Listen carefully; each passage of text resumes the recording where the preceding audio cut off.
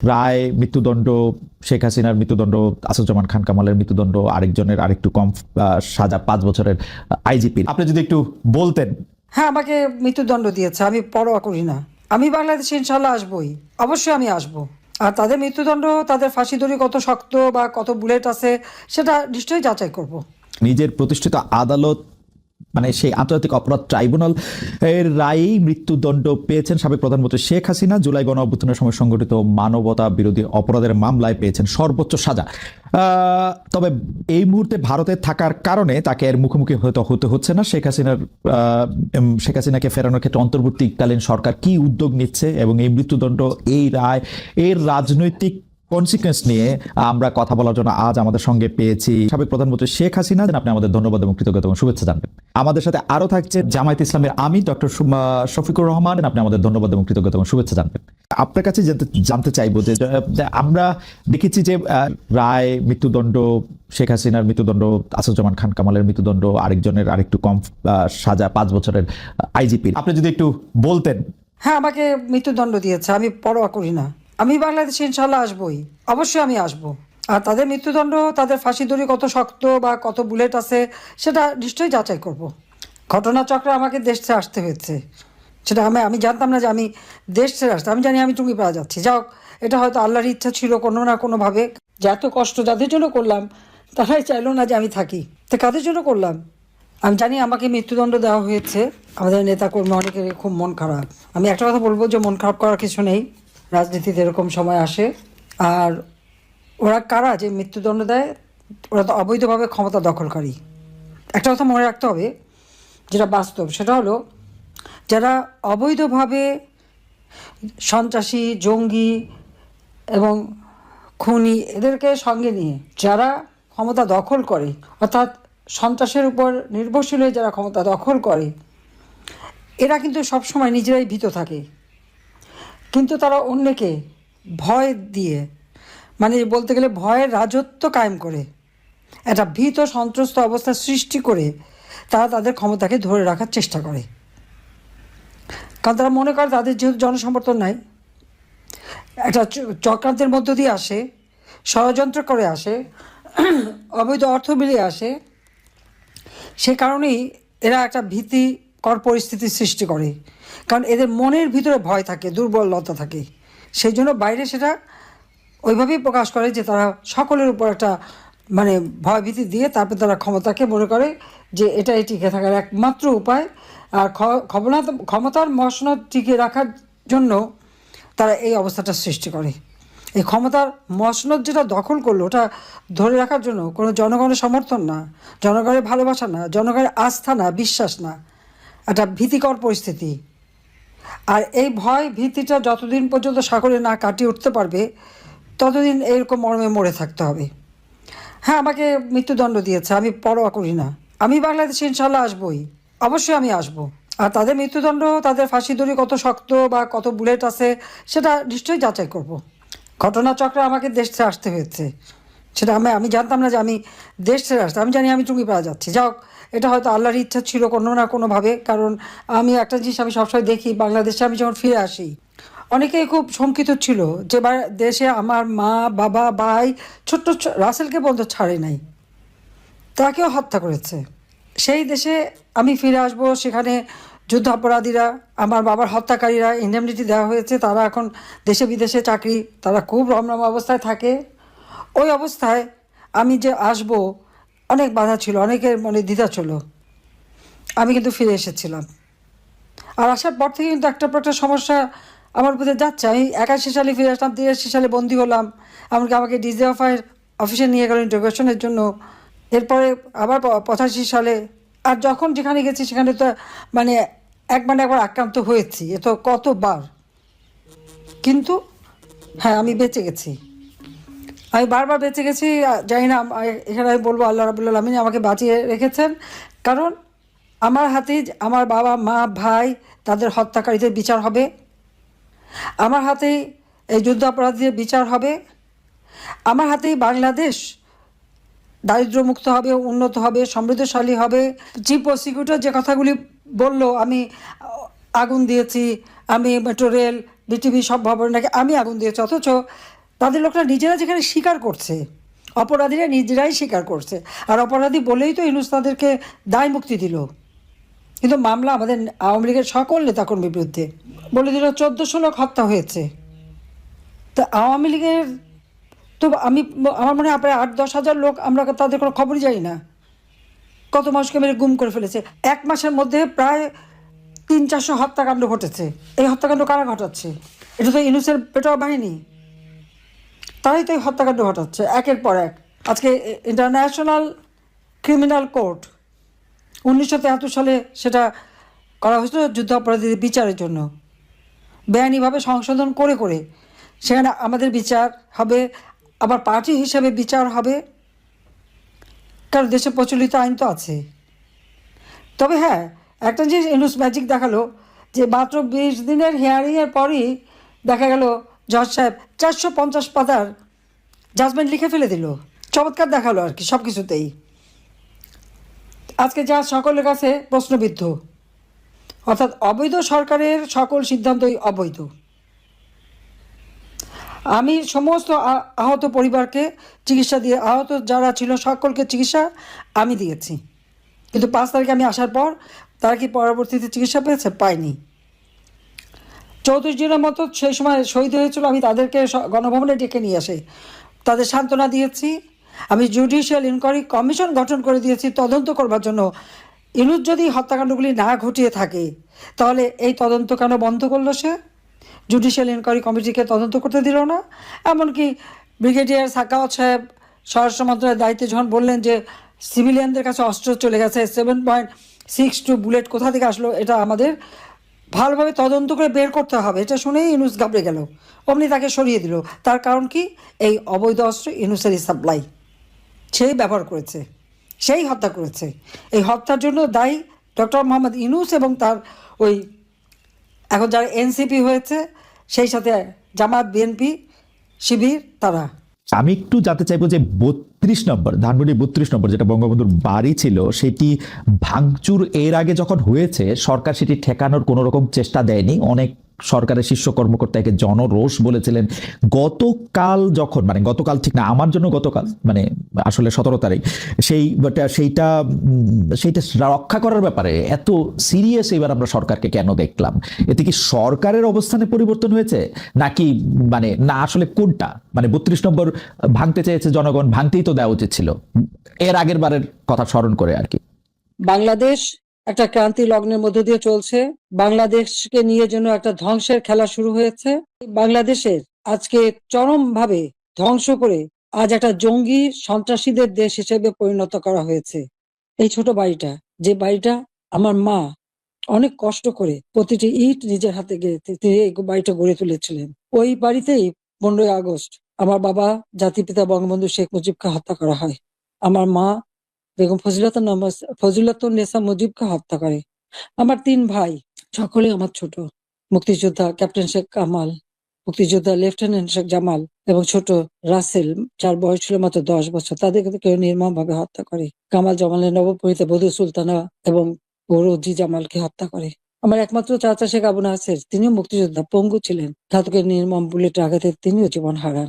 যে স্মৃতিটুকু নিয়ে 2 বোন বেঁচে ছিলাম, আজকে সেই স্মৃতিটুকু ভেঙে ফেলা হচ্ছে। এর আগে আগুন দিয়ে পুড়িয়েছে, আজকে ভেঙে ফেলা হচ্ছে। হ্যাঁ, একটা দালান ভেঙে ফেলতে পারে, ইতিহাস মুছতে পারবে না। একবার ভাঙলে আবার আমরা করতে পারবো। এই বাংলাদেশ আবার মাথা তুলে দাঁড়াবে, বাংলাদেশের মানুষ আবার বিশ্ব দরবারে মাথা উঁচু করে দাঁড়াবে। আল্লাহ যখন বাঁচিয়ে রেখেছেন, তো নিশ্চয়ই আমার কিছু কাজ বাকি আছে, সেটুকু করার জন্য আল্লাহ বাঁচিয়ে রেখেছেন। নইলে বারবার কেন মৃত্যুর হাত থেকে বেঁচে আসবো? মানুষের দোয়া, উপরে আল্লাহ রাব্বুল আলামিন ওই গ্রেনেড হামলা, গুলি, বোমা সব জায়গা থেকে তো আমাকে রক্ষা করে নিয়ে এসেছেন। এবারেও তো সেই একই অবস্থা। এবারে তো একটাই লক্ষ্য ছিল, তার মেটিকুলাস ডিজাইনই ছিল ইউনূস সাহেবের আমাকে 2 বোনকে হত্যা করা। তারপরেও কিভাবে আল্লাহ আমাদেরকে রক্ষা করেছেন। কাজেই আবার বাংলাদেশ ফিরে আসবে, মুক্তিযুদ্ধের চেতনা গড়ে উঠবে, শহীদের রক্ত কখনো বৃথা যেতে পারে না, এটাই আমার কথা। আমাদের মুক্তিযুদ্ধের ইতিহাস আমাদের গৌরবের ইতিহাস, আমাদের বিজয়ের ইতিহাস। এই ইতিহাসকে মুছে ফেলতে পারবে না। আমি জানি এটা মুছে ফেলার চেষ্টা হচ্ছে, সংবিধানকে ধ্বংস করা, জাতীয় পতাকা ধ্বংস করা, অনেক চেষ্টাই করা হয়েছে। কিন্তু লাখো শহীদের রক্তের বিনিময়ে যে পতাকা পেয়েছি, যে সংবিধান পেয়েছি, যে স্বাধীনতা পেয়েছি, তা ওই কয়েকজন বুলডোজার দিয়ে ভেঙে গুড়িয়ে দেবে এ শক্তি তাদের হয়নি এখনো। এটা তাদের দুর্বলতার প্রকাশ। তারা একটা দালান ভাঙতে পারে, কিন্তু ইতিহাসকে তারা ধ্বংস করতে পারে না। ইতিহাস কিন্তু তার প্রতিশোধ নেয়, এটাও তাদের মনে রাখতে হবে। একবার মুছে ফেলা হয়েছিল ৭৫-এর পর, এরপর আবার এখন শুরু। যারা এটা করছে তারা তাদের হীনমন্যতার পরিচয় দিচ্ছে। যারা এটা করছে তারা তাদের হীনমন্যতার পরিচয় দিচ্ছে, পরিচয় দিচ্ছে। এই ক্ষেত্রে আমি শুধু একটা লাইন করে একটু বোঝার জন্য, যে মানে আওয়ামী লীগ নিষিদ্ধ করা হয় নাই, আওয়ামী লীগের কার্যক্রম নিষিদ্ধ করা হয়েছে, দুইটার মধ্যে তফাৎ কি আসলে? মানে তারা মানে কি করতে পারবে আর কি করতে পারবে না, মানে একজন আওয়ামী লীগ কি করতে পারবে এখন? মানে আমার একটা আন্ডারস্ট্যান্ডিং হচ্ছে আওয়ামী লীগ নিষিদ্ধ, তা আপনি বলতেছেন না দুইটার মধ্যে একটু তফাৎ আছে। তফাৎটা কি আসলে? দেখেন, নিষিদ্ধ তো আমাদেরও করা হয়েছিল, তাই না? এবং একবার না, আমাদের এই সংগঠনের জন্মের পরে দফায় দফায় আমাদেরকে নিষিদ্ধ করা হয়েছে। নিষিদ্ধ যখন কোনো সংগঠনকে করা হয়, তখন এই সংগঠনের ব্যক্তিরাও বিভিন্ন ধরনের সমস্যায় পড়ে যান, এর সাথে রিলেটেড ব্যক্তিরা। এমনকি তাদের স্বাভাবিক জীবনযাত্রাটাও তাদের পক্ষে চালায় নেওয়া সম্ভব হয়। তারা যদি সমাজের কোনো ক্রিমিনাল ব্যক্তি নাও হয়ে থাকেন, তবুও তাদের উপরে সমস্যা আরোপ হয়েছে। কিন্তু যখন কার্যক্রম নিষিদ্ধ থাকবে, তখন ওই পলিটিক্যাল কার্যক্রমগুলা ছাড়া বাকি জীবনের সবই তো তারা করতে পারবে, করছে তো। আচ্ছা, তারা তো এই দেশ ছেড়ে সবাই তো আর চলে যায়নি, সবাইকে জেলেও ঢুকানো হয়নি। এইটা একটু পরিষ্কার হয়েছে। জনাব যুদ্ধাপরাধের মামলায় জামাত নেতা এটিএম আজহারুল ইসলাম খালাস পাওয়ার পর আপনি একটি সংবাদ সম্মেলনে বলেছেন, জামায়াতে ইসলামী বা তার কোনো নেতাকর্মীর মাধ্যমে কেউ ক্ষতিগ্রস্ত হয়ে থাকলে তার কাছে নিঃশর্ত ক্ষমা চাই।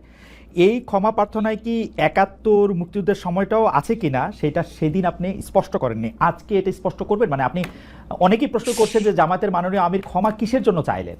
মানে ৪৭-এর পর থেকে শুরু করে আজকে পর্যন্ত, শুধু ৭১ না, ৪৭-এর পর থেকে শুরু করে আজকে পর্যন্ত আমাদের দ্বারা যত মানুষ যত জায়গায় কষ্ট পেয়েছে, কেউ যদি ক্ষতিগ্রস্ত হয়ে থাকে, সেই মানুষগুলো তাদের সকলের কাছে আমি বিনা শর্তে ক্ষমা চেয়েছি। কেন ক্ষমা চেয়েছি? আমরা মানুষ, ইন্ডিভিজুয়াল মানুষ যেমন ভুল করতে পারে, মানুষের সমষ্টি একটা দলেরও বিভিন্ন ভুল সিদ্ধান্ত থাকতে পারে। কোনটা ভুল কোনটা সঠিক ইতিহাস এটা নির্ধারণ করবে। আজকে যেটাকে ভুল বলা হচ্ছে, কালকে এটাই হয়তো সবচেয়ে বড় সঠিক হিসাবে প্রমাণিত হবে। আর ইতিহাসের পালাবদলে রাজনীতিতে সবাই জিতে না, কেউ জিতে কেউ হারে। আমরা আদর্শবাদী একটা দল, আমরা বিশ্বাস করি আমরা মানুষ, ভুলের ঊর্ধ্বে নই। আমাদের দ্বারা, আমাদের সহকর্মীদের দ্বারা মানুষ বিভিন্ন ক্ষেত্রে কষ্ট পেতে পারে, ক্ষতিগ্রস্ত হতে পারে। আমি সব কিছুর জন্য কোনো শর্ত আরোপ না করেই মাপ চেয়েছি। ওকে, মানে ৪৭ এবং মাপ চাওয়ার মধ্যে কোনো পরাজয় নাই, অবশ্যই নাই।